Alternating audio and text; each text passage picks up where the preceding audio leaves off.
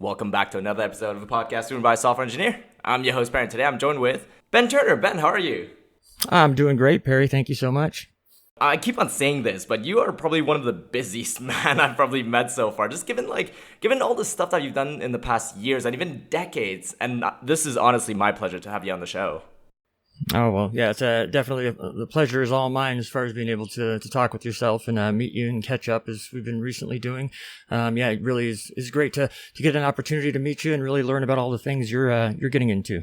Yeah, and likewise, I'm definitely going to be doing the other way around, just picking out your brain and figure out, even more knowledge. So I think, people have read the title. But the thing is, can you give us a brief description of who is Ben Turner and, what you've been up to? Where to start? Well, I guess, my name is Ben Turner. I've been doing software now for going on, 25 years. Kind of got into it as part of the big 90s .com boom and bust, and then survived through the bust and have been, doing nothing but stacking more success upon more success as I've gone. I've been very fortunate to be involved with a lot of successful organizations and companies, because I'll very rarely say it was my responsibility. I'm the cause of them being successful. So, I've been very fortunate in my career.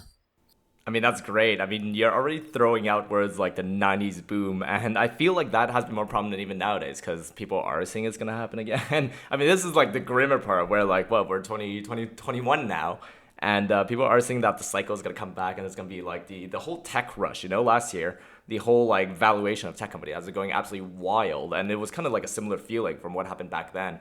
So, I mean, now that you think about the 90s boom and bust or whatever, I just want to throw in the word Y2K. I feel like we're going to be talking about that. So I'm going to be so excited to dive into that. But no, that's great. And just a quick one, where are you based currently, just so that we have a bit of context? Yeah, so currently I'm in the beautiful sunny state of Colorado, up here in Boulder, Colorado. So I'm kind of the north end of the Denver metro area. And that's always great because I feel like the tech scene, we could definitely dive into, what kind of tech scene looks like over there, what kind of influence you had. But actually, speaking of influence, though, were you born and raised in Colorado, actually? Or where, what was the context of, growing up? Where was that? Gosh, so I was an army brat. So I'm not sure if you're familiar with that term. But my parents were in the military, and so I not really from anywhere, kind of a citizen of the world from that sense. Just because I was born in West Germany at the time, and then we moved very frequently, just about every 2 years up until I was about 16. So it's really tough to always pinpoint and say, where are you from? Because I don't really have any one place in particular. But even that kind of just expand the amount of views that you had. And views, I mean literally views with your eyes, but also views of different parts of the world, right? Like the different cultures that kind of influences you. And then when you think about that and how it actually related to your, I guess, software engineering career, it's a good time to explore that a little bit. So, do you remember, I guess during that growing up phase then, do you remember any time playing with technology, or was it just absorbing whatever they had available at that culture? Yeah, it was, the first time I really kind of dove in and got kind of hands-on dirty with technology. I was back in probably my third grade classroom. We had a computer science, kind of a few weeks of computers, quote-unquote computers back then. I don't believe the science kind of term was applied to it yet, but I got a chance to really dig into some Apple IIes, and got a chance to really get familiar with QBasic and, some of the other kind of early languages that are out there. So you got access to Apple hardware at that time. I'm guessing that you were probably just jumping around. Where was that specifically? Because I'm always fascinated in terms of nowadays we assume that an iPhone is going to be easily shipped to these more remote places just because they figure out the whole operations. But we're talking about maybe a couple of decades ago that Apple back then was not this behemoth of being able to have this really good process operations and getting every hardware to everywhere. So I'm actually a little bit fascinated in terms of how did that happen? How did you end up at a school that had access to that? Yeah, it's really kind of a bizarre story because if I think about it myself, it doesn't really stand out as me as being a school kind of district that would have access to those kind of resources and funds. But I was down in Austin, Texas, in the Round Rock School District about mid '80s, and yeah, we had a full-on room full of Apple IIe computers just sitting there waiting for us little snot-nosed kids to come in and start punching away at the keys. That is so good. I can imagine that. And when you're saying at least they had a bit of direction to it. So you could have a couple of group of people and then you have somebody. Do you remember who that somebody was? What, I guess, their background was? What was their reason to be doing these kind of quote unquote computer science classes? Yeah, gosh. So I know the teacher that I had at the time was named Mrs. Bartu, and I'm trying to think of what the actual cause or drive for them to have those computer courses was, because as I said, looking back on it now, it's, obviously a big town in Texas, but it's not. Being that it's from Texas, not exactly the place I would think. That just a hotbed or a spring full of technology. So I probably should do some more research into that because I don't have a great answer for that at the moment. Yeah, I mean, it is definitely a foundation that I think back very fondly of. And when I think about my career, I kind of see it as starting at that point. And then it was really several years between that point that I actually started really getting back involved in technology. Kind of all came up at once, almost 10 years later. So the moment when you're describing your story in terms of like, oh yeah, they got exposed to us with these like machines to begin with, and the next thing you know, like, okay, you've done it, back of your mind, but then when you revisit it, it's like, oh, this is the opening to the world and everything that you've done up till today. That is always fascinating, so I'm great. And even just to be a little bit more technical, is remember what you were doing on that machine specifically? Like, what did you learn? Did you learn like for loops, or was there even for loops back then? Yeah, we did. We actually did do loops. So it wasn't a for loop; it was a do while and wind. But yeah, it was just looping and painting the screen in blocks with various different kind of 16-bit colors. And I just remember having a big smiley face with a pink background. Yeah, you'll have to dig it back up. It definitely exists out there somewhere. So, and what was the language actually? I'm always fascinated by this because people talk about all these more older language like Fortran, COBOL, and all the fun stuff. Even Visual Basic back then, probably. Well, that one was QBasic. So QBasic, Quick Basic back in even before the Visual Basic days. This is kind of one of the OG basic languages that sat before Visual Basic. But I did kind of see that going from QBasic, and then when I started actually getting back into computer science more properly, basically QBasic and Visual Basic was the first languages that they really broke us into. And that's actually really great because I did talk to another guest recently, actually, and they were saying that, they were a little bit younger than I am, so they probably went to high school maybe like 7 years ago or something. But they were saying that the computer class that they took during high school was a basic class. So I don't remember which basic it was, but that was something that I guess transcended through time, I never got exposed to it, so I think I might have to revisit that, again at some point, so...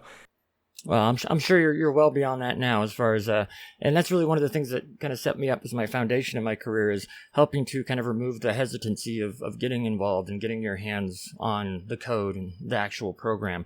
Because that class, above all else, really taught me that, the best experience is by getting in the seat and starting to go. So that's really been nothing but invaluable throughout my entire career ever since.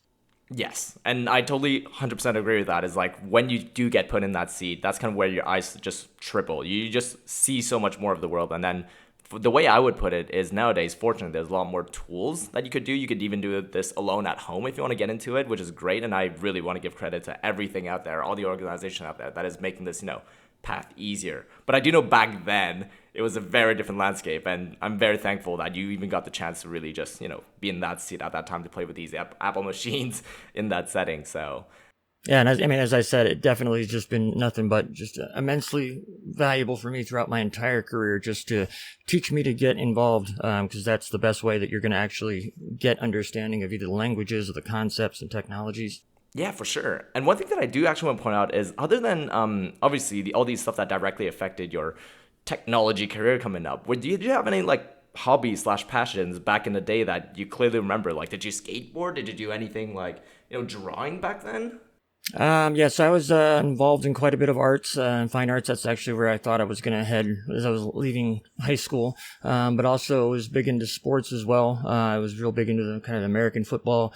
So kind of one of those dumb meathead jocks. A bit of a larger fella at 6'5". I was upwards of 300 pounds at a point, all for the purposes of playing sports.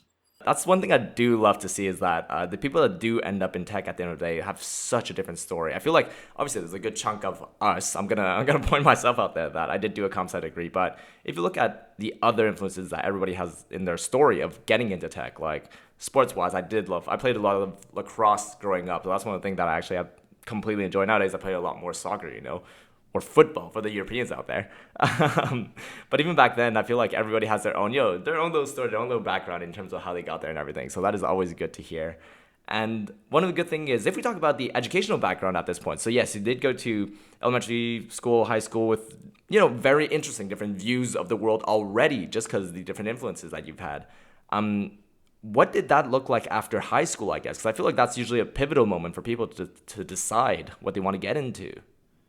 Yeah, I mean, so school for me was, I look back on it and kind of consider myself very fortunate if you look at it from the perspective of not wanting to do a lot of work and put in a lot of effort, because by virtue of moving around a lot in every couple of years, I think it's changed now, but back then the American school system seemed to be that they would default to assuming that whatever you did at the previous place was beyond what they're doing, having people do now.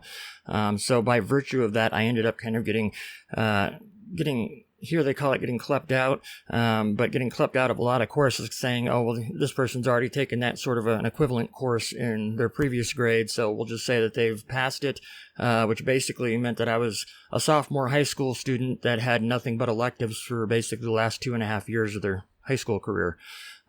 Which afforded me a lot of opportunity to get involved in a lot of different things, such as jewel craft.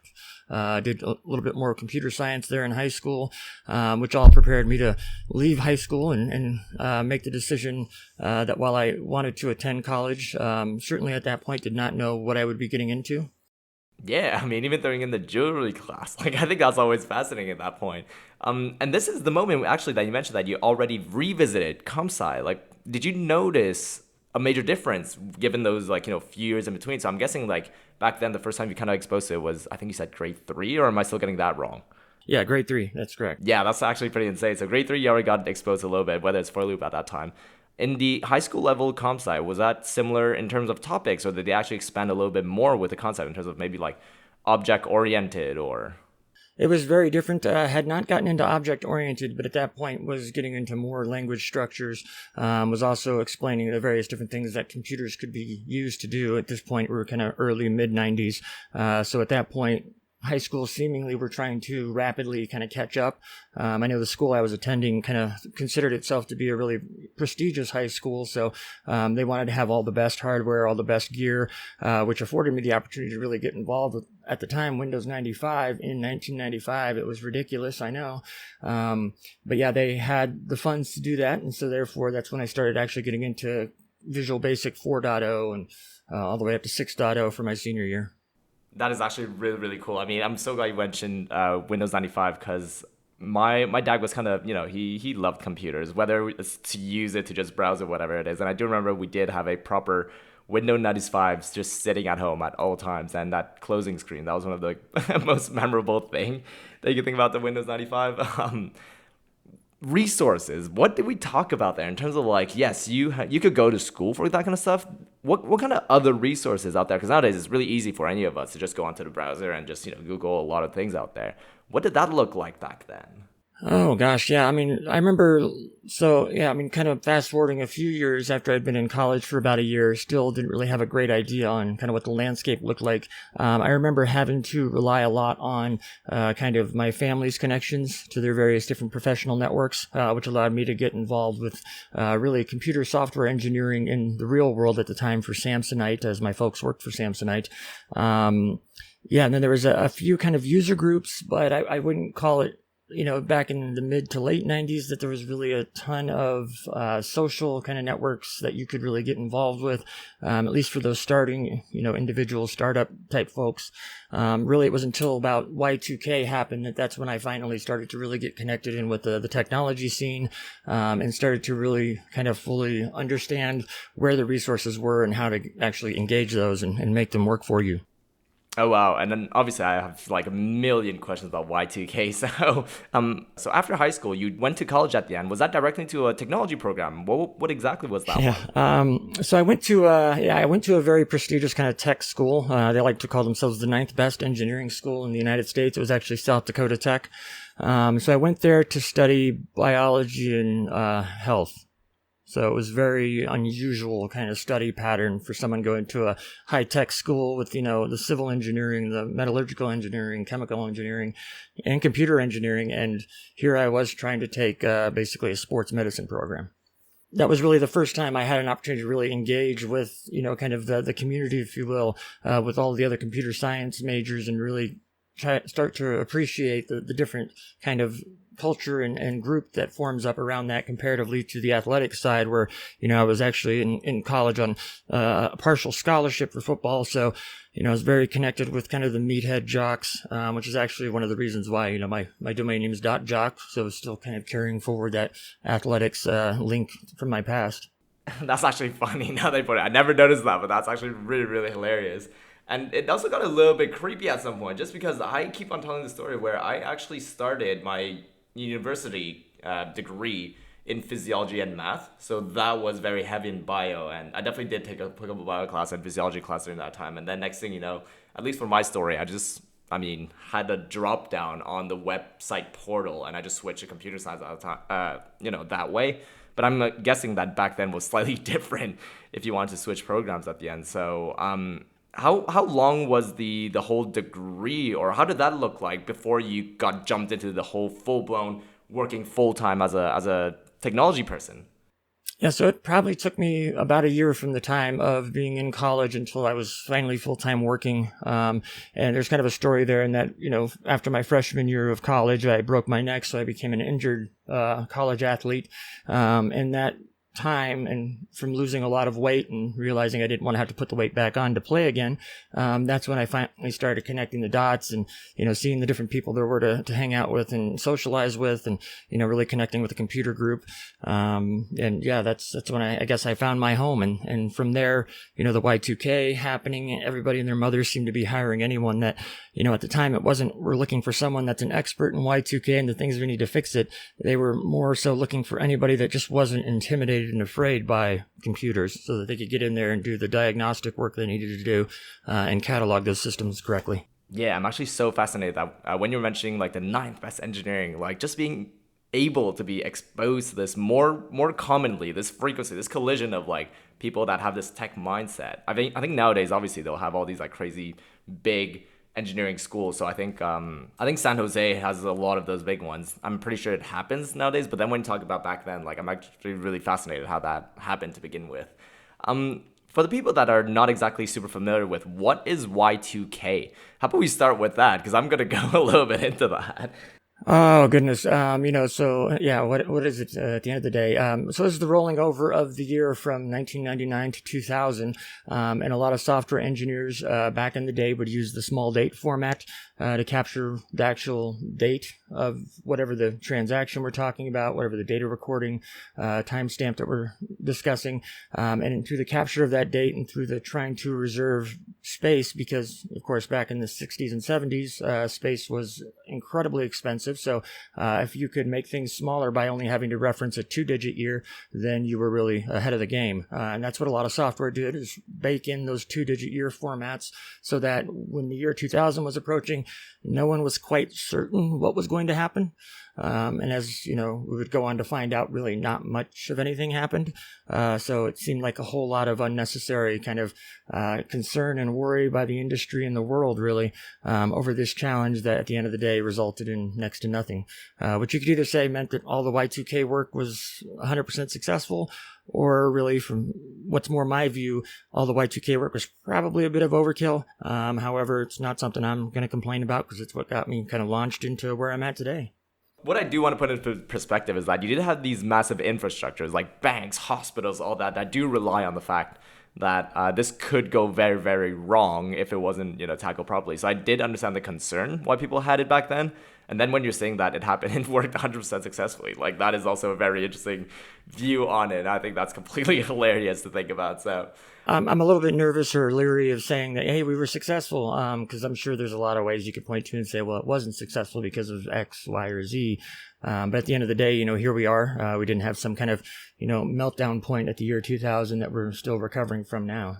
Yeah, what's the next one? Year 10,000? I'm not going to be there to find out. Yeah, it's the potential, that's for sure. I'm trying to think of, although there's probably a few others we'll find well before then, I'm guessing.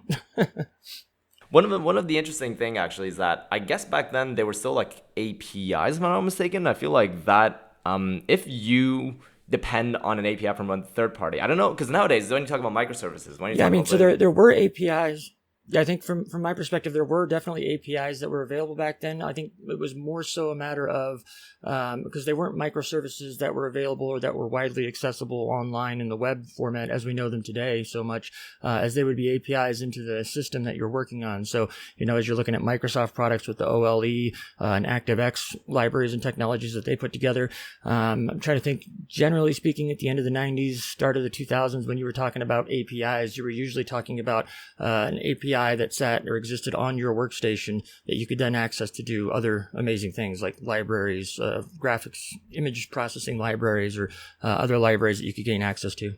Okay, cool. Because I did try to relate in terms of like today. Imagine if something like the whole date format is breaking, because everybody a lot of times agree on a date format. For example, there would be a lot of trouble because a lot of codes that you use is not proprietary. You're probably using the package from like somebody else, and then if they have to update their API, it's gonna break completely what you're using depending on. I guess the rippling effect, the avalanche is gonna be a lot crazier nowadays. So.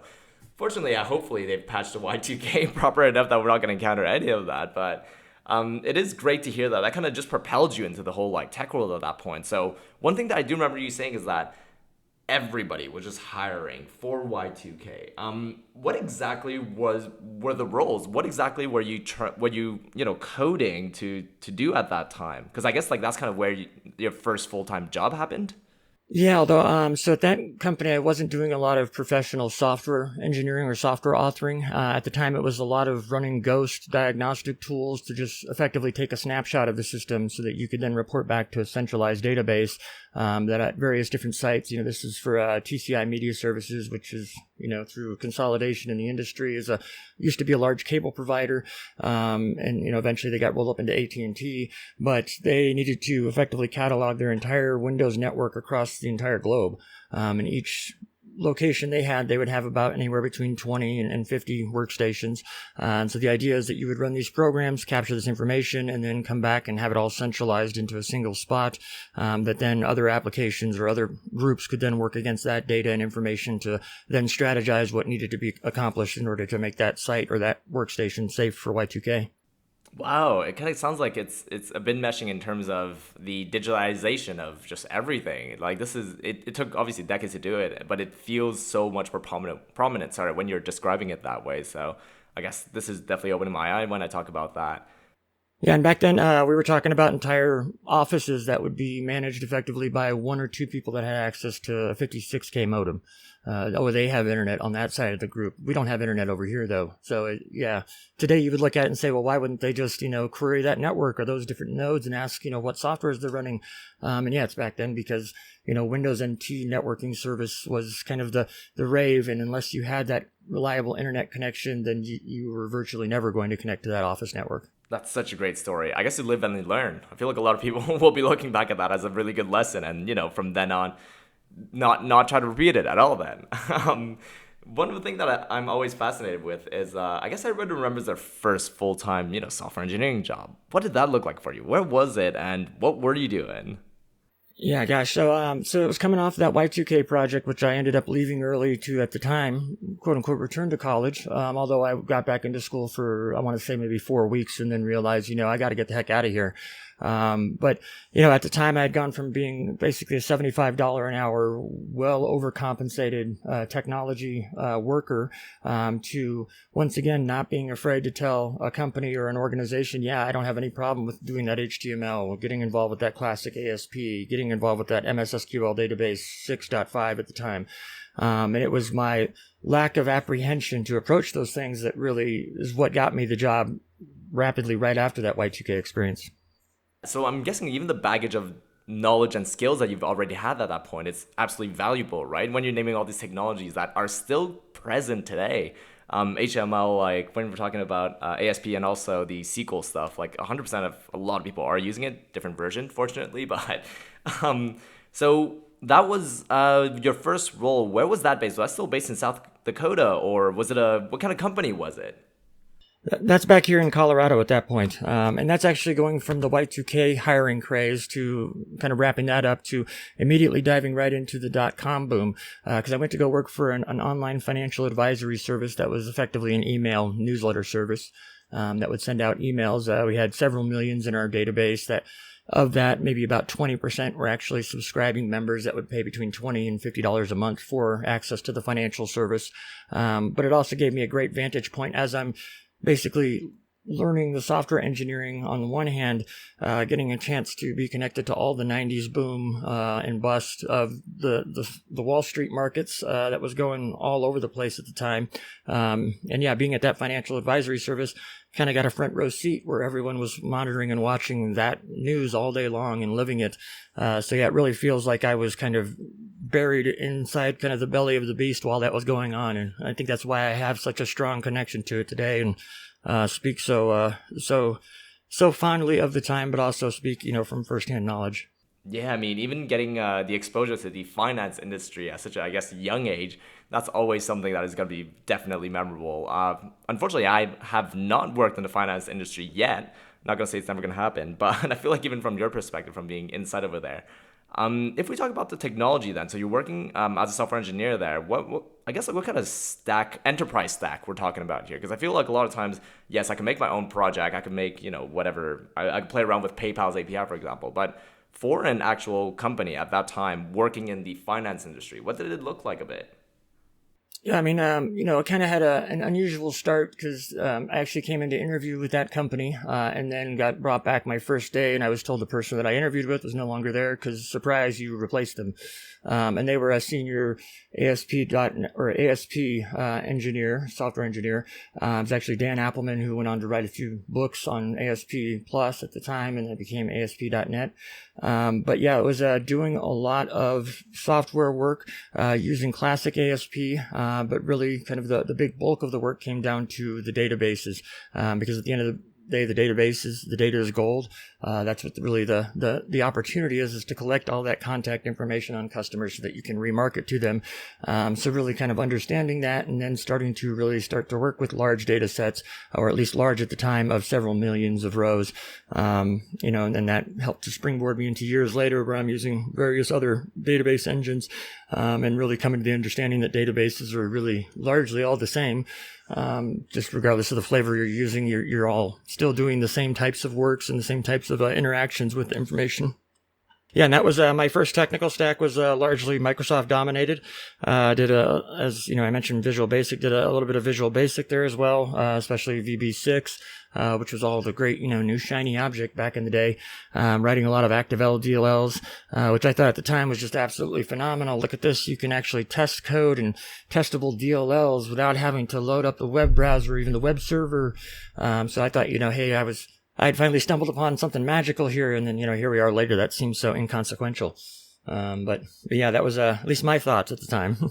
I mean, I'm so thankful you're actually bringing up all these. I mean, context-wise, this sounds very like web-based technologies, which is actually such a fun thing to talk about because I feel like I've spoken to enough people that have viewed the tech scene at that time, and not everybody actually, stumbles onto the web-based world of, software engineering back then. A lot of them might end up being in the, building software directly for a specific hardware. So example, if you were Apple engineer back then, you would be building very specific stuff and not exactly web-related. So having even your perspective of being exposed to this web technology back then of how, APIs work and everything, like my equivalent of today, that's what I fortunately get to see a lot in my day-to-day jobs that I do work with a lot of web technology, and just seeing this parallel of it, I'm absolutely so fascinated. And yeah, I was going to say like the databases, you can't run away from it. Even though nowadays it's not exactly just SQL, there's like all these other ones. NoSQL is probably the other big category that includes a lot of the other ones.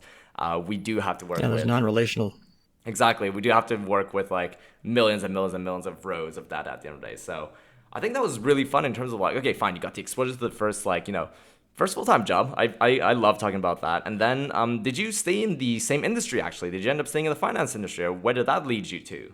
Gosh, yeah, no. So, I kind of did one of those terrible things back in the 90s and, ended up marrying someone I was working with. And because of that, I decided, okay, I gotta basically leave this job, even though I thought I was doing really successfully there, was already in the management. But that allowed me to go from that job in the financial world to then being the Microsoft expert at a consulting company. That helped me to kind of bridge the gap, as you were mentioning there, that, databases being so ubiquitous. That's actually the next stop in my my career is where I learned that by being involved with a consulting company, where we were effectively kind of rented out to various different customers on various engagements. And then I was always referred to as the Microsoft specialist because largely the team I was working with were largely open source or AS400 server kind of engineer or more kind of sysadmin type individuals than they were software engineers. But that's when I got to finally realize and understand that, hey, when we're talking about voicemail systems for the local phone company, for instance, that's just a database that's sitting behind there. It's just got an interface. It's attached to a phone that you use your keypad to navigate. But that helped really break it down for me. I mean, I'm grinning obviously just because when we talk about the database and one of the funny sayings that you hear nowadays is that people will consider Excel and Airtable like databases, and I feel like this parallel of thinking back then is that I'm not gonna say it kind of makes it sound dumb, but sometimes it just simplifies it, and it is true that nowadays there's a lot of tools out there that kind of simplifies the concept of databases and it makes stuff work, right? People can use an Excel sheet to, if you're going to keep track of newsletter emails, for example, they do that nowadays, and it is powerful enough to, accomplish whatever feature and task that you need. So that's when you were talking about all these, projects that you had to do at the consultant company that, the mind of an engineer kind of things to save all across years, decades, or whatever you want to call it. And I feel like maybe down the line, and this conversation is going to pop up again. One of the fascinating points you did mention is going from, I guess, software engineer to management. At what point did you realize that you got into management? Because I feel like nowadays a lot of people would think about it and they'll be like, oh yeah, like until you, obviously title change is like an obvious thing. But at what point did you start having responsibility actually of the more management side of the engineering world? Yeah, this is where I find it's really different from at least other professionals that I've come across, and that is really within the first year of my first job. And that was, as I mentioned, coming in and hearing that the person that interviewed me was actually let go because I was being brought in as the cheaper alternative because that person was trying to get into management themselves. But from that moment forward, I was effectively a junior software engineer, but then I rapidly was advancing to software engineer to senior. My short stop as a senior engineer only being to kind of facilitate them moving me into dev management. And that was being done because of the relationships I had built, not only with the person that directly was responsible for me, but then for all my additional teammates. And I kind of liken that back to, my experience as being an Army brat and moving so often and frequently. I have to learn to, really communicate and connect with people rapidly, and then for a very short time. So if I was going to kind of make relationships and friendships, then, usually just knowing that I have a short time with that person, and I still kind of have this in some of the relationships I built today, but just knowing that I'll likely only know this person for a short time because I'll be moving soon. So it caused me to really escalate, how I, engage with folks and really kind of collect friends. And I think that's really played very positively throughout my career history. It's enabled me to really connect with people really rapidly, even if they may have diverse backgrounds, very diverse backgrounds. And even though, two team members may be at odds with one another, but I've managed to successfully kind of form friendships with both of them that are equally strong, although they are significantly different. And as I said, that I liken that back to my experience as an Army brat, moving around and being forced to kind of always step outside of that comfort area. So yeah, really about the first year of my career, realizing I'm headed towards management. And that allowed me to make that decision, is this where I really want to be, or do I want to stay being a software engineer? And then the next job after the consulting firm I mentioned there, I was actually into a title of director. So really at that point, it was kind of no looking back from there, and that's when I started to connect the dots as far as how you build a career and start collecting titles as you go. And that's kind of just been my guiding light ever since is, what's that next opportunity? What level of responsibility is that in the new organization? And that, really usually signals to me whether I'm really going to be interested in that role or not. Definitely put a lot of color onto that, and I think that's always so interesting to talk about. One of the things that you mentioned is communication. I keep on saying communication is key in the software engineering world. Whether, a lot of times you'll picture is that, no, you need to just stare at a screen. That's all that you interact with. I think in the bigger picture, as you get into it, you realize that communication is so valuable. It's necessary. I think it needs to be there for any software engineers out there. And then when you lob that and then all the other soft skills, I feel like that's something that you really embrace. And then that's something that you definitely like lived through and you're still living through anyways. And this is kind of where the decisions come in. This is where the what do I do now kind of thing, because those will affect, oh yeah, should I go into management or should I go, well, I mean, in today's terms, I guess, like what I've been seeing personally is more you kind of have like two different paths for engineers. You have the IC path, which is individual contributor, or you go into kind of like a engineering manager route. So it is kind of this fork that happens. And hearing you talk about that kind of, experience from back then, it's so similar to what it is today. And I feel like today's influence is definitely coming from back then. So I think that's really, really fun. One thing that I do like diving into in terms of just like number wise is, for me, when I look at software engineering, when you work as a full-time software engineer, like 90% plus of the time you're coding. Did that shift very, very quickly over time? Like back when you got to the consulting company, did that shift really quickly in terms of like, was it 50-50 split in terms of doing 50% coding and 50% just more like managing roles? Like what did that proportion look like?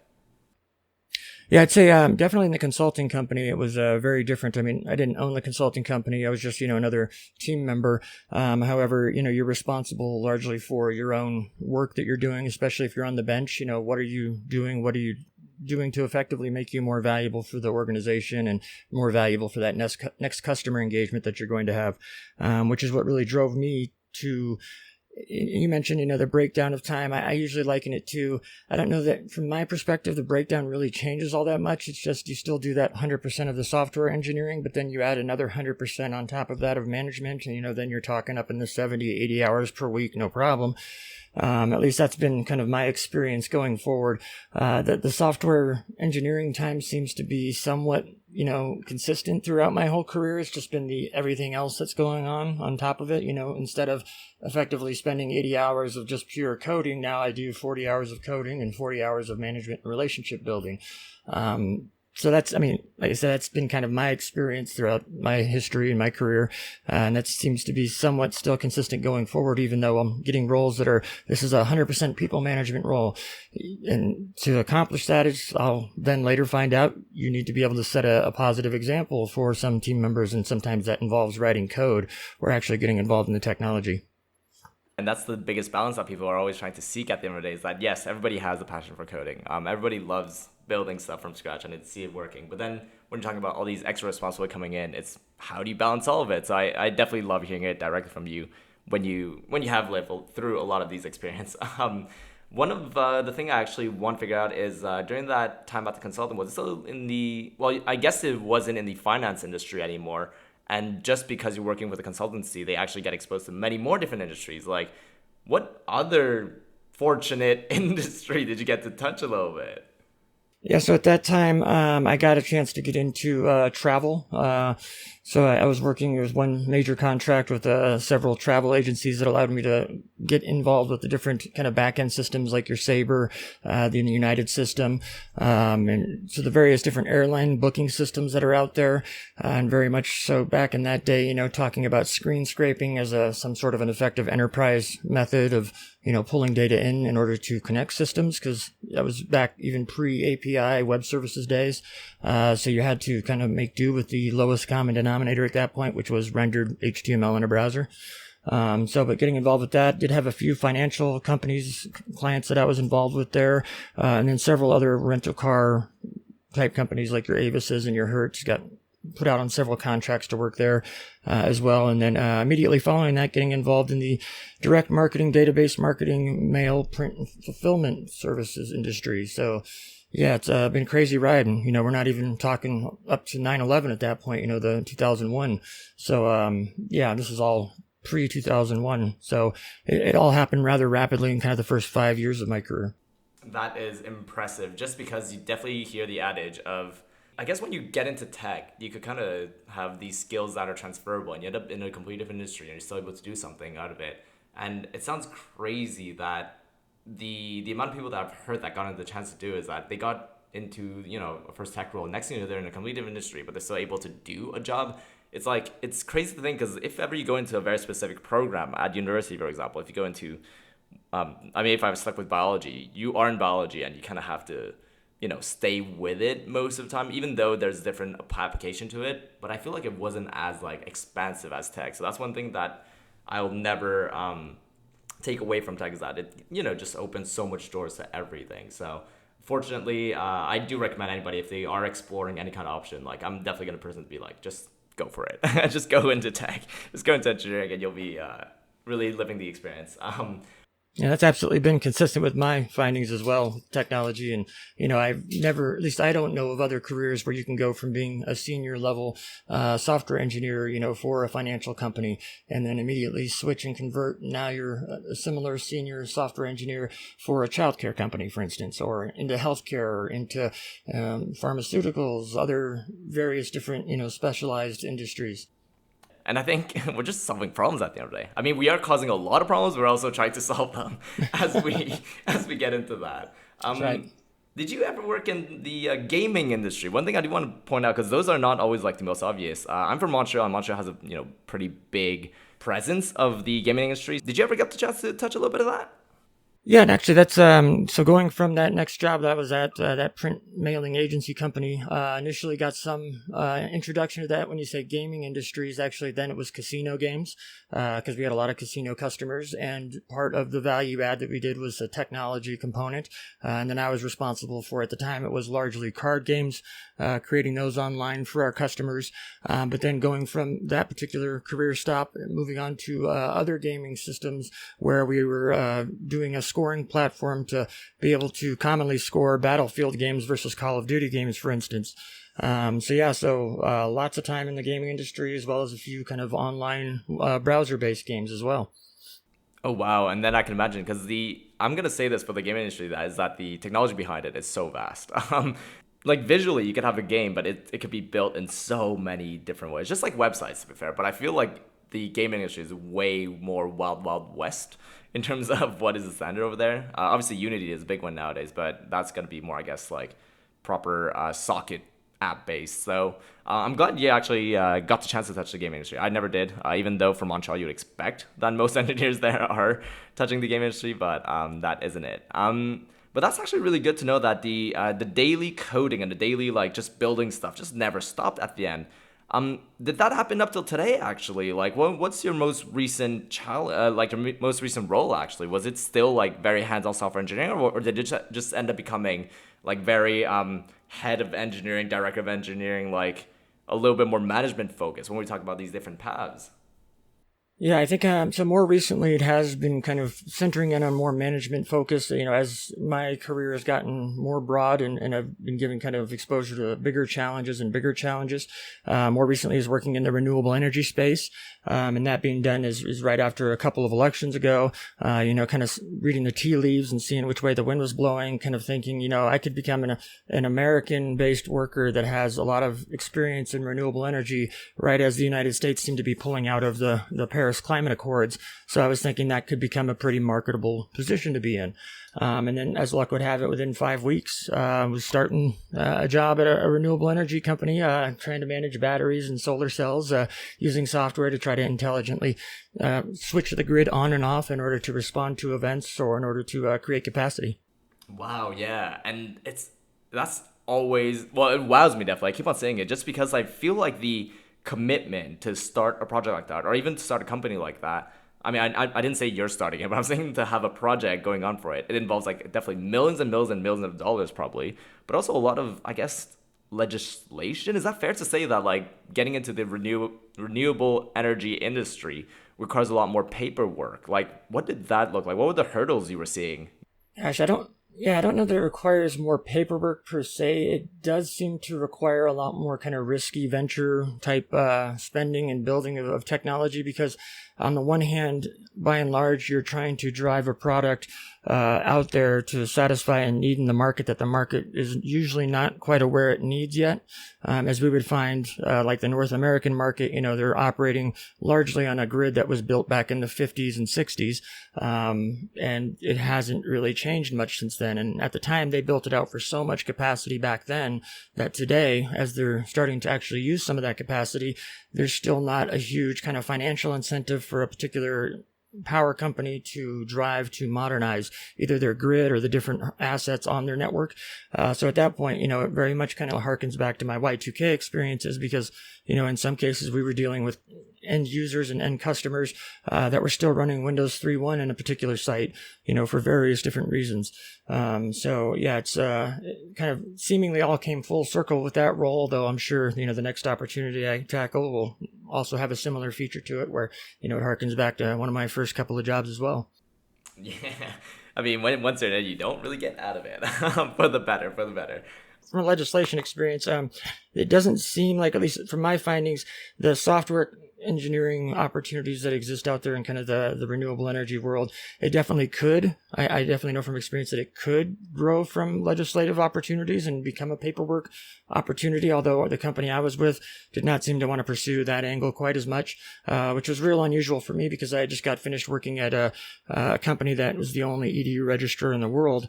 But by virtue of that, and by virtue of the federal government owning all EDU registrations effectively, we were also very much lobbyist kind of influenced or adjacent, we'll say.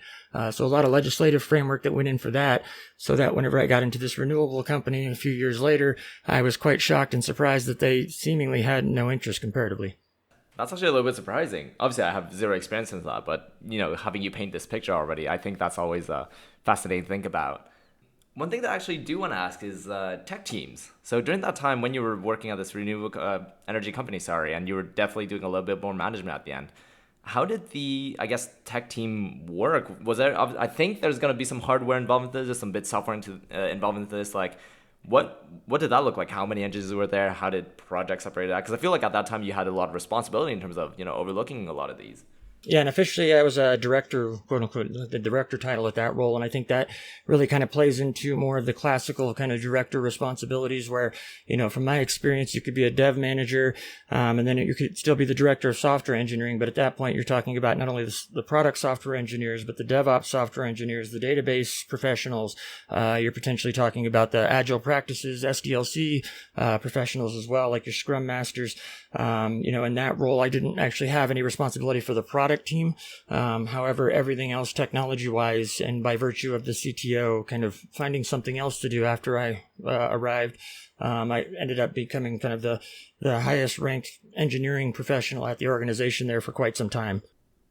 Yeah, and I'm actually so glad that you started bringing up all these titles, but there are differences into it. I mean, okay, let's jump into that. This is a bit what I want to jump into in terms of when you get to that point. Obviously you have so many experience through the decades of being in tech, and at the end, and you do get different roles and different tasks and responsibilities that you got over the years.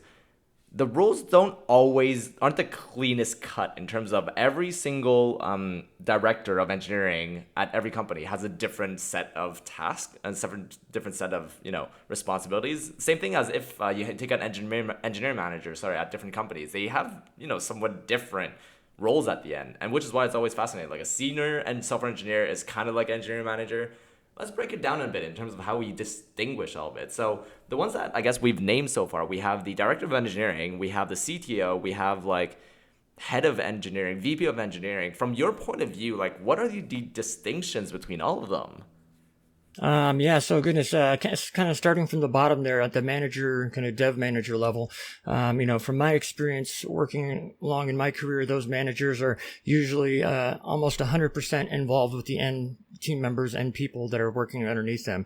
Or as I will usually liken it, wherever I'm working, they're working with you. They don't work for you.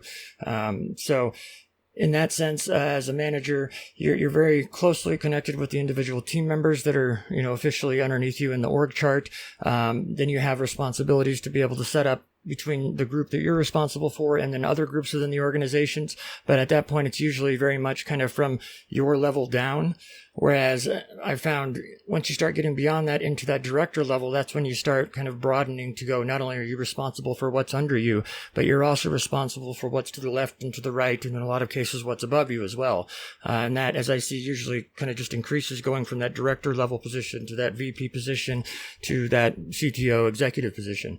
So that's, like I said, been my experience. And by the time you reach that CTO executive position, you're talking about not only the public and kind of the world, the industry that you're talking in, but usually you're then working with people that are directly under you, which oftentimes doesn't include, individual contributors or individual team members. Yeah, I think this is a very subjective question at the end is what are the pros and cons of each and which one do you prefer? I don't know if that makes any sense in terms of like they all have a different, when you're talking about these directional stuff, like is there one of those levels that you prefer, like your comfort zone at the end, just because you found that there's a perfect balance between being exposed to soft skills, but also being very, very close to the stack?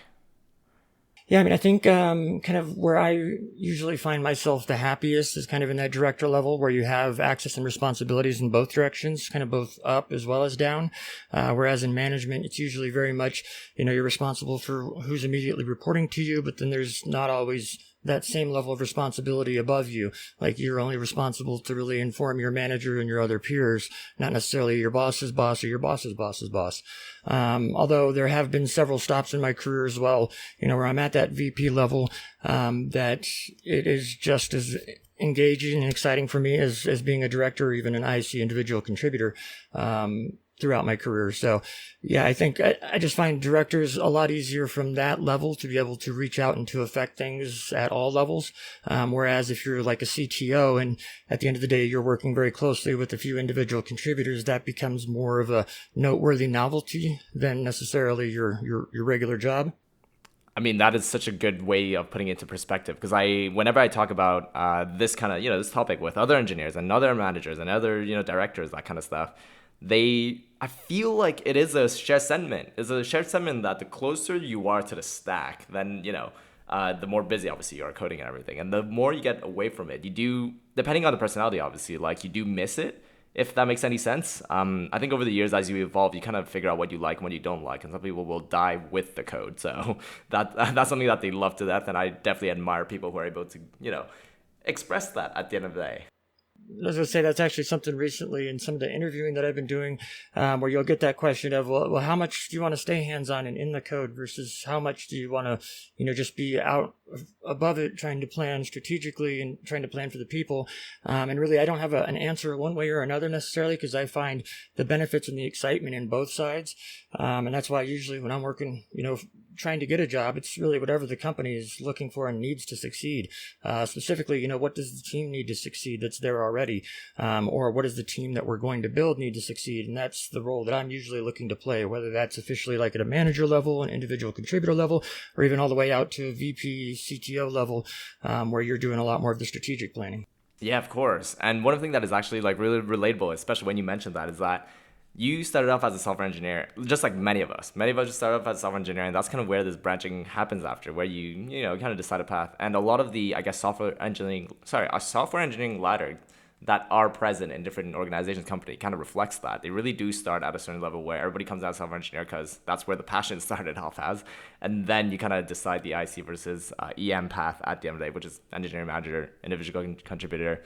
And this question never stops. I feel like no matter how far deep into your career, the questioning on where you sit on all this software engineering ladder always is present. One of the things that I could actually throw into the whole, conversation is technical founders. Obviously they're super important, and even more nowadays when we talk about people who are going on this adventure of having their own startup, having their own company. Most of the time, you'll have somebody that wants to be, building everything on their own and then build up from there. When we try to throw these people, these technical founder, into this whole like title discussion, where does that sit in? Are they always end up becoming a CTO? Do they like where does that happen? Because I feel like that's the most common thing you would think about. Yeah, I think that kind of naturally you would think that's where some individuals would go, but in my experience, that's not necessarily been the case. As I've seen it play out in the real world, I've seen technical founders go on to be the president, CEO of the organization, as well as I've seen them kind of go off to the side and say, okay, I'm just the chief architect. I'm going to be the person that says, strategically where we're headed, because they don't kind of have that similar interest in the business side of creating, a sustainable enterprise quality organization. So yeah, I've seen the whole spectrum from the technical founders of, some people that will just stay as a software engineer or they'll go out to become a principal engineers. It's kind of likens my experience or colors my experience of principal engineers being the people that, don't seem to want to be as team focused as the rest of the team. At least that's been my history, is that when they get to that principal level, then, they're probably fairly well set in the way they work and, have a somewhat rigid process of how they work. And like I said, I've seen technical founders kind of stop at that area there and not continue on towards that CTO or CIO position, or even as that president CEO. Oh yeah, for sure. And I think, I don't know when I said this, but I feel like I mentioned at some point where being a founder isn't exactly a job title, even though it is at the end of the day. Being a technical founder, it's a quality. It's definitely a quality, and at the end of the day, you have to specify a little bit more in terms of what aspect you take from it. Like being a president after being a founder at the end, it definitely makes sense. I do see the direct impact on that, as well as being, if you become a CEO after being a technical founder, like those are a very common path. I think Zuckerberg probably took that path at the end of the day.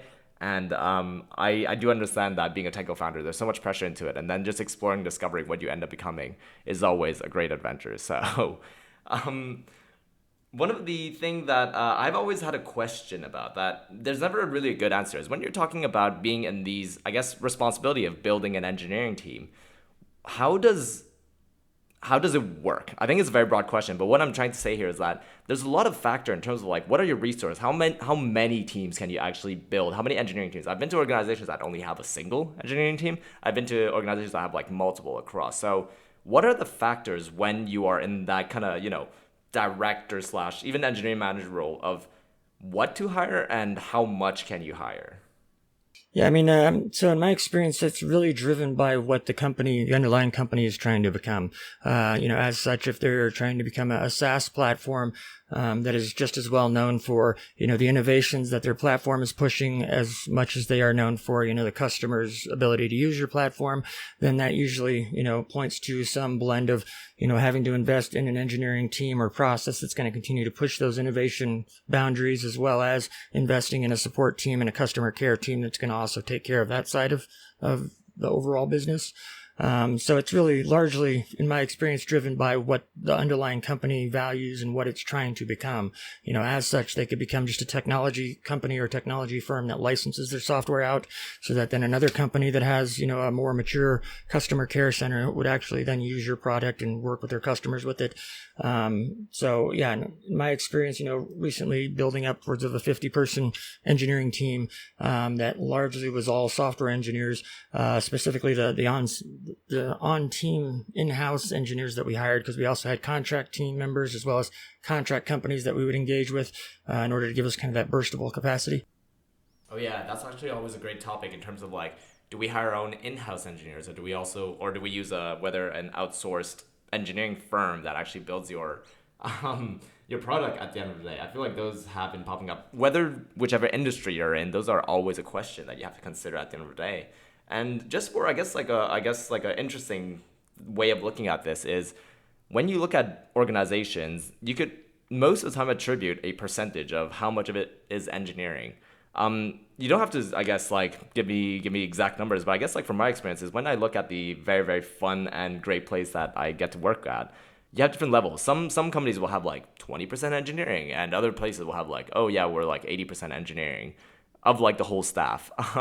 What do you think of the landscape today, actually? Like, for all the stuff that you've seen, would you consider it's mostly, 50-50 in terms of engineering, or do you feel like there was one side that is more engineering than not? Yeah, I think looking back on my career, definitely the places where the engineering team has made up the bigger percentage of the overall workforce have been the times when, I would consider various jobs I've had throughout my career as being more or less recession-proof than others. As such, whenever you're part of an engineering team that's just a cost drain on the organization or a necessity of doing business, as such, it's largely more DevOps related and basically facilitating the business. That's when I found that, once layoffs potentially start to approach, then that team is the one that's going to be looked at as, how do we start trimming the fat from this team before we, really hit our competitive advantage, which is the people that work with our customers. And that's, from my experience, been more of that 20 to 80% rule, where the engineering team makes up only like 20% of the team. Those are the ones that throughout my career I've seen have been more likely to be hit with that layoff first than the other side of the organization. So I definitely prefer the larger engineering footprint overall as percentage of the workforce, just knowing that then that allows not only the team that you're building, but the ideally the engaging professionals that you're bringing in much more able to affect and drive that team culture that will ultimately, from my perspective, be the thing that the organization of the companies gets well known for, whether that's via Glassdoor reviews or whether that's via someone using a message board system to talk about what is or isn't happening at their workplace. Yeah, and I'm actually so glad to hear this from a different perspective because I don't usually hear stuff about about stuff like this actually. And yeah, I do kind of agree that it obviously depends on I guess the product of the company definitely matters. If you have like companies that really rely on, for example, the data collection, whatever it is, like I feel like that engineering footprint is going to be much bigger just because that definitely needs to succeed and definitely needs to be robust and all that, which is why the investment on that might take a little bit more engineering footprint within the company. So yeah, at the end of the day, the product at the end really, really matters. If you're a marketing company, then of course there's going to be a little bit less engineering footprint into that. But yeah, it's really good to even have somebody like you having this exposure to so many different industry and so many different companies that you're able to give a little bit of indication to other people who might be facing this problem to solve at the end of the day. Um, I actually love that, since we're talking about so many engineering side, like people can't imagine, I guess, very, very technical and it's just like computers and computers and computers at the end of the day. But one thing we do have to remember is that like engineers are humans at the end of the day, which is crazy to say. And one thing that I do like to think about is one of a previous talk I actually was talking to friends about is the different personalities of engineers, or even the different personalities of every working within an engineering organization. Sorry. So you have product managers, designers, scrum masters, and all that kind of stuff. What are we talking about in terms of synergies? How does that work? Because I do know not every engineer is the same. Not every engineer is a stereotypical one. What is your point of view on all of this? Yeah, I mean, I see that not only are there are humans involved in doing the software engineering, but really the humans are at their best whenever they individually or personally feel challenged. And knowing that people are so vastly different, that's not always the same thing for each individual team member, each IC on a team. And you mentioned about product owners and scrum masters and various different roles that people could play within the overall SDLC, the software development lifecycle. And it's absolutely necessary that from both my experience in the industry as well as my own personal beliefs and values, that you absolutely try to strive to build that diverse team. Because even though it might not be the easiest thing to do on the front end, it's the thing that will absolutely pay dividends, not only for yourself and your other team members, but also for the organization and, the broader community world at large, especially if you have a significant impact or reach with your product. And it's, I know from my experience, it's very easy to hire those facsimiles of ourselves, just looking in a mirror and saying, okay, I'm going to hire the exact same person I see because, I know our personalities will get along. I know, we'll laugh at the same jokes. We'll cry at the same parts of the movie. But that, in my experience, isn't what's going to ultimately drive towards the best product and the best, strongest underlying technology, which is ultimately what the company is kind of assembling us all to accomplish. So that's, from my view, it's absolutely ensuring that you build that diverse team, put the legwork in to not only pull that diverse team together, but then also individually form those relationships that that this person, requires a certain level to feel challenged and to feel as though they're 100% fulfilled in the work they're doing. They need to be taken to this level or challenged in this way. The very next person might require a completely different set of stimulus in order to actually accomplish that, in order to bring the best them to the work that they're doing. And that's the same goes for whether we're talking about a Scrum Master, a database architect, or kind of a more lower level HTML markup designer. From my perspective, it's always going to be those differences in the diversity that you can accumulate to actually give you that competitive advantage in the marketplace of, how is your company doing it better or differently than the next company? And, from my experience, it's always been the diverse team we're able to bring together, and then that diverse set of backgrounds that we're able to then ultimately express in whatever work it is we're doing. Even you from mentioning all of that is something that everybody could learn from, is that from the perspective of somebody else on the other side. So when, for example, when I'm breathing as part of a team of an engineering, and when you join a team, for example, you don't really decide who is already there. You just kind of end up joining and you kind of just try to figure out like, how do I fit in this? Because that's, if you look at it from that perspective, is how do I fit in, the relationship, the synergy. I keep on saying it because, I mean, people have described that I'm very outgoing and all that kind of stuff, but not everybody is like that, right? You cannot expect everybody to be like, as you were saying, like buddy buddy, and we're gonna, have 7 pints after work kind of thing. And I think these decisions, as you were saying, like somebody has made a decision to make this kind of group work together, and I'm actually really fascinated to even just hear it. That like what are some of the factors, I guess, like personality wise for engineers out there? Because I do know a lot of engineers are coming into whether being interviewed or something like that. Like, what's something that they could always improve on, or what's something that the I guess hiring managers have an eye for when they talk about that? Yeah, I mean, whenever I'm in that role of hiring manager, I'm always looking towards people that seem to express a curiosity to engage with others. Whether that's others in a new concept that they're not familiar with, or a new technology that they might not be familiar with, or even if it's just a culture that they're not familiar with, and just individual people. I'm looking for people that express that desire to want to reach out and to learn, and not necessarily from kind of that extroverted, very outgoing and gregarious way, because I'm a person who fully appreciates being one myself, that you can tend to be very outgoing and gregarious, but then also prefer to be an introvert. That's where you see your fulfillment, and that's where you actually, kind of recharge those batteries. So, it's not always just reading something at face value, seeing how they present themselves, but, I always find it's much more important to dig deeper and find out, is there a value underlying that belief that you have, or that way that you practice your particular work. And really trying to understand what those values are, so that then not only the person that we're interviewing, but then also myself, we can share values. So that way, ideally, then we both start to learn where each other is coming from, and ultimately then how we can both blend together to create beautiful digital jazz music. Yeah. Okay, fine. Nobody has ever said digital, beautiful jazz music, but I absolutely love it. And it's 100% how I can feel my day to day is at the end of the day. This thing, I guess, a completely random topic. And as I love these random subjective part of it, because, sometimes in engineering, you can be a little bit more subjective on stuff. Previously, on one of the episodes I did about the different kinds of engineers. So, there's front end, back end, as you're saying, database architects, DevOps, security engineers, all that kind of stuff. What if my bias is somebody told me that all the front end engineers tend to be more outgoing than all the back end engineers? This is obviously an opinion at the end of the day. What do you make of it? Do you have a stance on that? Do you have something that you've seen over the past couple of years that would make you say otherwise?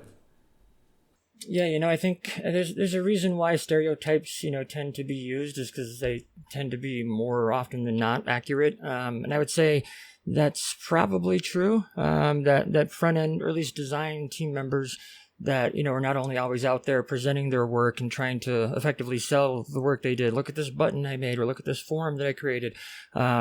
Those people are, in my experience, going to tend to be the ones that appreciate and want to generally stay more extroverted.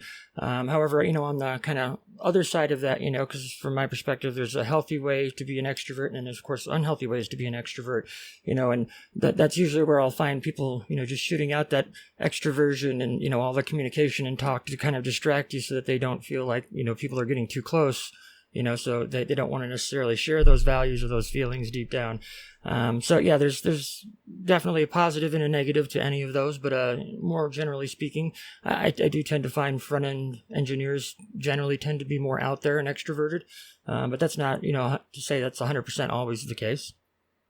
At the end of the day, we're all in it. Sorry for the discussion, anyways, and that's basically one of the goals I do this. Just so that you get to hear opinions about everything, and it doesn't matter whether you're front end, back end engineer. Like, I feel like the world of engineering, like as I probably mentioned before, is that everybody has their own background story. Everybody has their own way that they got into it, and everybody has their own reason why they're still in it and why they keep on doing into it. So I'm really glad that we even got the chance to talk about this side of the diversity of the engineering team, because you really got to see them as humans at the end of the day, as technical as we get. So yeah, because 20 years can go by, the technology will all be washed out by then, but those people will still be those people. Hopefully we've all survived 20 more years, but yeah, that's, from my perspective, that's going to be the commonality between now and the 20 years from now, is the people that are involved. They're still going to be people. One thing I can mention actually is nowadays you would hear a lot of companies that have these like hyper growth, or like these companies that are actually like, building much quicker than, I guess, the management side to it. So like, what's your take on that in terms of like, imagine you have a company that barely had like a couple engineers. The next thing you know, it grows to like a couple hundreds engineers. Like, what do you make of that when it happens? Oh goodness. Yeah. So in that particular case of a few engineers and then it growing kind of overnight, that's the sort of organization that I would really be focused on and looking as, how do we support our team members, not only in the work that they're doing, but how do we support them in their daily kind of efforts that we're expecting them to give for the organization, and by doing that, usually is in the form of scrum masters and product owners, basically who are those support people that are going to facilitate that individual software engineer to produce that story or that feature that they've been given a list of requirements for. And yeah, that's actually a really good take on it, just because everybody has different needs at the end of the day. One thing that I am interested actually is you can't throw everybody in the same bucket, I guess. As in, like, you can't expect everybody to just like work well with each other. So basically, when we're talking about this like growth of engineering team, you can't have an engineering team of like 50 people in it, because that doesn't make any sense at the end of the day. I don't think I've ever worked on an engineering team of 50 people. I guess what's a direction that people could take? What I'm personally more experienced with is I think like I'll usually be in groups of maybe like 4, 5, 6, 7, 8 engineers at most. From your experience, is that what you've seen before, or? Yeah, usually 5, 6 software engineers on a team is usually kind of that sweet spot that I've seen, allowing kind of optimal opportunities for pairing as well as, collaboration within the team. And those being specific software engineers, usually there's also, QA test automation engineers involved with there, as well as scrum masters and product owners to kind of round out overall the quote unquote team, which usually brings your count to 8 to 10 people. But, with at least half of that being software engineers. And usually I've seen throughout my career, challenges that I've arrived at being, where the organization has just thought, well, we went out there and we bought all the biggest, best names we could find in this technology area, and we just put them in the same room. And of course, they'll all work great together because, they're the world recognized leader in this area. They run a conference or they've published the book. They've literally written the book on the topic. And I've never seen that work exceptionally well, with the exception of in the cases where the team has effectively had to take it upon themselves to provide those support components or to provide those leadership aspects that they're otherwise not receiving from the organization. So historically, when I've had those challenges, it's usually been a lot of really digging in and getting to know the individual kind of people leaders within each of the teams that I'm working with. And then from there, getting a chance to meet and learn about all the additional software engineering team members, because without, that full understanding, that trust being established between the people that are driving the project and the people that are actually delivering the project, if you don't have that level of trust, then you're usually not going to have that well-oiled machine working, 100% effectively, where the requirements come in, the software comes out, and all we have is happy, smiling customers. People make it sound it's so seamless when that happens, when there is a good infrastructure, when there's a good structure to the engineering organization. That's when everything's owned properly. But when it isn't like that, when the context of, oh yeah, let's just hire everybody and see what happens, like that usually, as you were saying, might not go as pretty. And I feel like that's really a lot of your responsibilities. Even if I think about everything that we've spoken so far, is that you really come in and you really are able to recognize how pieces need to fit together. It sounds like a big game of Tetris at the end. Yeah, and that's what I usually like to call my scheduling process, schedule Tetris. Yeah, I mean, that's from my perspective, from a director management level, it's really that person's responsibility to really look for the non-obvious solutions to a particular problem or a particular challenge. Because, things don't become a problem until they can't be solved. So they're always a challenge until they can't be solved. Usually as we're working on those challenges of making the team come together and become kind of that high performing team, with the various stages of team formation and performance, the only way to get to that point is either to, as the director or as that leader, to come in and start really supporting the team and the organization so that they can do their best work. Or, as I mentioned, in the lack of that, you then see a lot of kind of those stronger leadership elements on the team growing up and becoming those team leaders and team leads, even though they may not officially have that title, but just because that personality is so strong or their care for their coworkers is so much or so great that they absolutely are going to go above and beyond what's ultimately required of them in order to make those connections so that they can ultimately deliver on their work. I feel like the more we talk about this, the more it kind of sounds like a sports team. I don't know what it is, but when when you have a group of people, like everyone has their own role, like the defenders on a European football team, they have their own roles and they have to make sure that this kind of works at the end. There wouldn't be a surprise where you would have, like, I guess ego, would that be the right word to say that everybody has a different personality, everybody has, their way of tackling stuff, and there are going to be egos coming into this whole scene. The tech scene is written by it. I'll say it, like, no matter where you go, it's going to be that. Is that something that you've seen, or like, even in general, is this something that what's the impact of having, I guess, ego in the industry, and also is there any way to tackle it? I think isn't it Freud who said that ego is something that everyone has. So I think it's more of a human condition, and yeah, absolutely. People have egos. I don't think it's in any means necessarily a negative thing. And really I see it as the directors and the leaders in the organization's responsibility to ensure that all those egos are facilitated in a way that allows them to accomplish great things, and then by virtue of that, they're accomplishing great things for the company, and everyone's interests are aligned, and everyone's doing great together. So that's really, from my perspective, the vantage that I have. That's the opportunity that you have as a leader, is to come in and not only be that force multiplier, but to allow overall work to happen with such fluidity that we're ultimately able to achieve more and accomplish more, more than the sum of our parts, and what that's saying. So, yeah, that's, like I said, I think that's absolutely the director, everyone kind of above manager's responsibility 100% to ensure that team is positioned, as they like to say in the industry, positioned well for success. And that's the way to do it, is to make sure that you've put the time, put the work in to ensure the team's supported and to ensure that they can do the best work possible. And it's never an easy problem to solve. I feel like if there was one single answer that's going to solve everybody's problem, I think we're all going to be billionaires by then. But unfortunately, when we talk about these, obviously, growing organizations, it's going to be a little bit tough at the end of the day. And I think, now that we are on a similar vein of topic, from the perspective of somebody working on an engineering team, like, there's always this idea of, like, whether it's qualified as churn or like turnover of, like, oh, why am I not liking this, or why is it becoming like this? This is kind of like on the vein of, like, egos. Like, if you're working somebody with a bigger ego, I guess, and you don't really like that, you're not exactly the most comfortable. So I guess from that point of view, how do you handle this most of the time? Like, what do you say to yourself? Or even from the other point of view, is that from somebody who's in management and seeing it, like, what are the different tips, I guess, or tricks that you could take to tackle it? So, one of the things is to really listen to the individual team members, because usually team members will tell you those things that they do or don't respond well to, or that they ultimately do or don't respond to just at all. And whether that's, big egos or potentially abrasive personalities, usually the team member will tell you that that's something that effectively triggers them.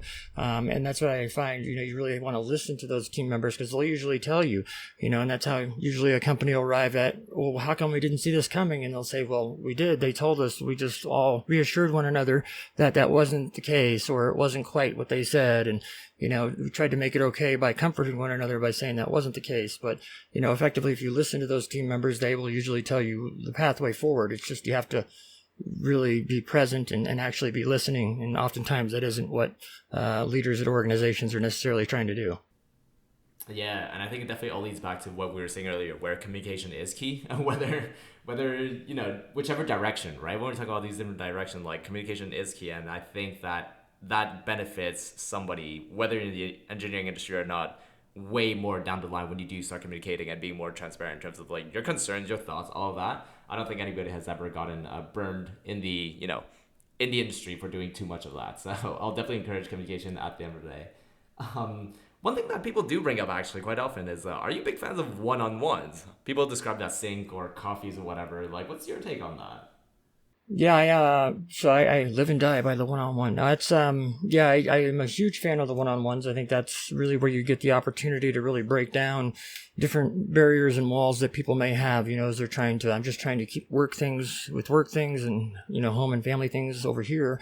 So the way to break those down, I usually find is to be vulnerable to those team members, to share a story where you didn't necessarily accomplish great things or wonderful things, show a little humility, show your imperfections. And usually doing that, you'll get a reciprocated response from team members, where they will start to break down their walls and share those things that, maybe they're not as proud of or as excited to share with individuals, especially not, their boss or someone that might be in a position of authority. And I think, in my career, that's usually one of the things consistently year over year I'm usually recorded quite highly on. And, even though I've done a lot of work in a lot of different industries, before all that, I sold cars. as a teenager. So I like to think that, plus my telemarketing days, those ways that I tend to be very outgoing.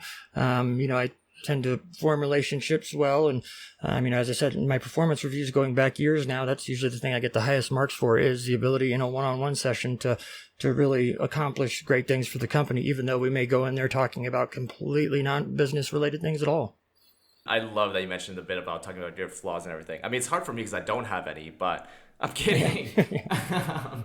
But yeah, I think that's definitely great advice. Those one-on-ones, like, I do know there's different camps behind it. But like, sometimes you'll be on a perspective like, oh, it's useless or whatever. Or the other camp where it's like, when there's effective action points coming out of it, it does help people improve as a person. But also, if we talk about just career-wise, like, those are kind of stuff that people do consider a lot. And that just, helps with the whole landscape. So Yeah, and actually, that's one thing I do at all the roles I'm usually at, is try to very clearly have, professional development time as well as personal development time. And even though some of the people I'll tend to work for will say, well, why is that different? Why can't we just have professional development time? And, trying to differentiate what that time is for and ensure that our ICs or our individual team members know when we say personal development time, we want to do what makes you happy.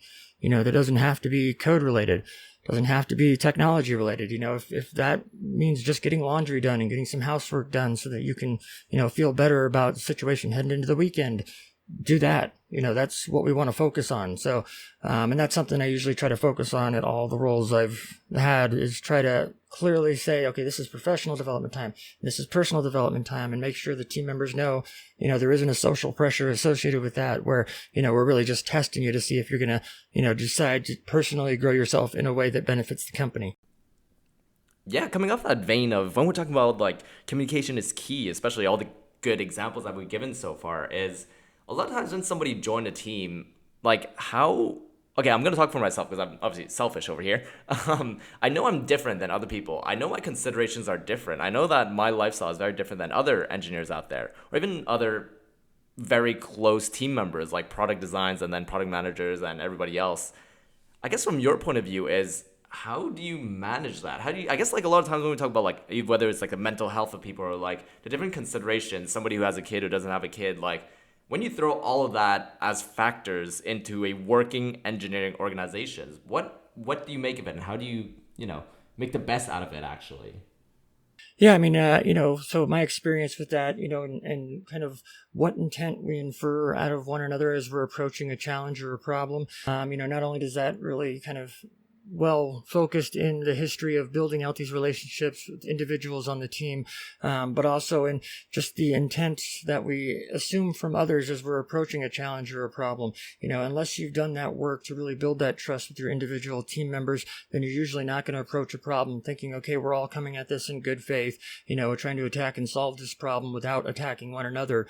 Because I know it's frequently an issue that you may have interpersonal relationships working within a project, where you may get one team member that does not share the same positive intent of the other team member. So one person might think this other person is out to get them, or is really trying to really cause problems for them professionally in the work that they're accomplishing.